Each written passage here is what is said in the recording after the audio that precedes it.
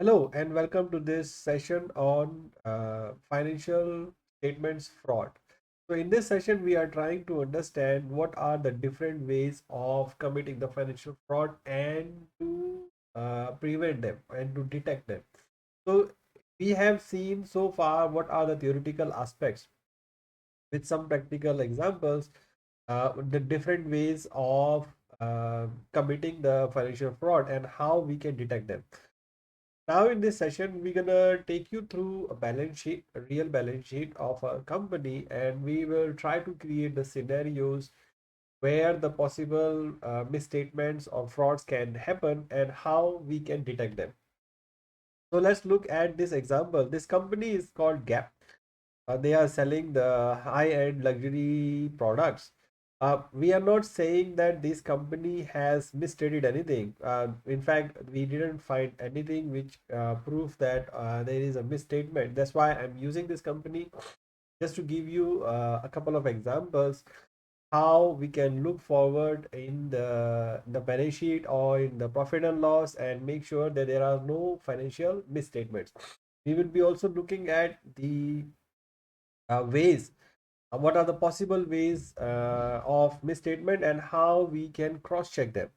So let us start with the profit and loss statement. This is a profit and loss statement. As you can see here, the first thing that we normally have to do is put them in the 3 years or 2 years column and then look at their common size statement. So the first thing, whenever we are trying to analyze the financial statements to detect any misstatement or any fraud, the first thing we have to do is to put them under the common size statement. So how we do the common size statement? We normally divide every row of the P&L by the total revenue so that we can put them in one perspective, making it 100% for all the years. So this is how it can be done. I have done it so you can see it. So it is done for 2 years now. So the total amount and also the common size as a percentage. So you can see the cost of goods sold in even though the revenue have increased by about 700 millions, it's not a lot, right? But how do we know that is real? So the first thing that we always have to look at is what about the cost of goods sold? Has it increased in the similar way, or is there any special in any big jump between the in the gross profit? Whenever we are trying to falsify the revenues, normally the gross profit percentage jumps up, right? So the two things will happen. One thing is the gross profit percentage will jump up because it's a fake sale. There is no associated cost with it, and there's no advantage of putting the cost when you are putting up the fake sales, because the ultimate objective of fake sale is to improve profitability. So if there is, so there are, so one way of catching it is there any increase in the profitability? So in this case, we see there is no increase in the gross profit profitability. So means we can safely say that, oh, there may not be any misstatement. The second thing, normally what happens is the trade receivables increase, right? Because when you are having a fake sales, it's not going to be collected.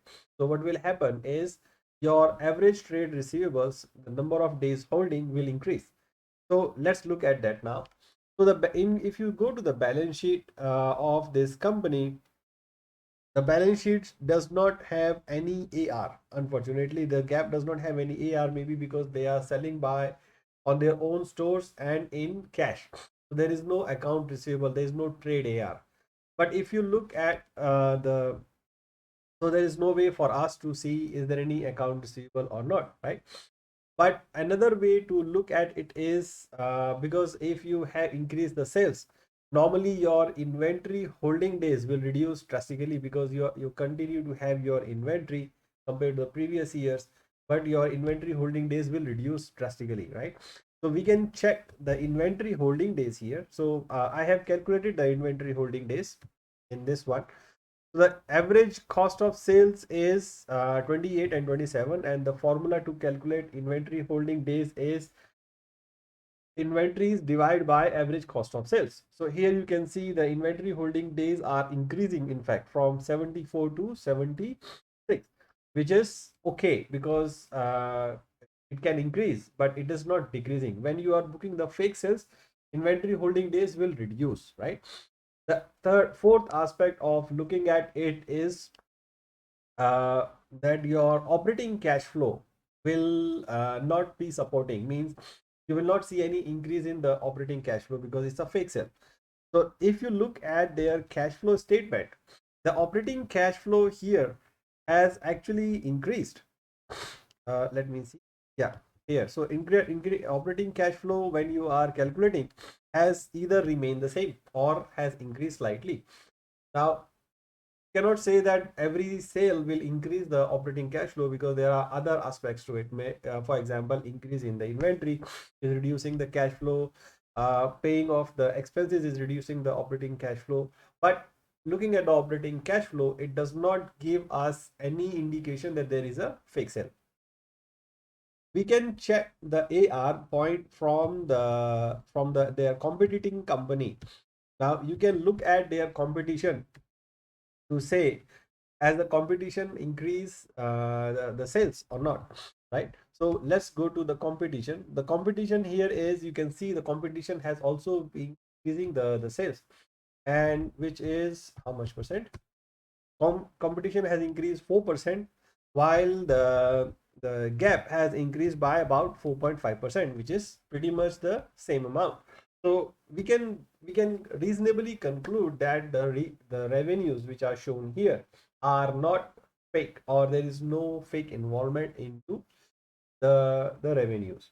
So this is one way of understanding whether the fake sales has been recorded or not, right? Because the ratios analysis will tell you. The method of recording the fake sales also can include the adding the future income into the current income, which the Enron has did in the past. So what Enron did was they were selling on a contract basis.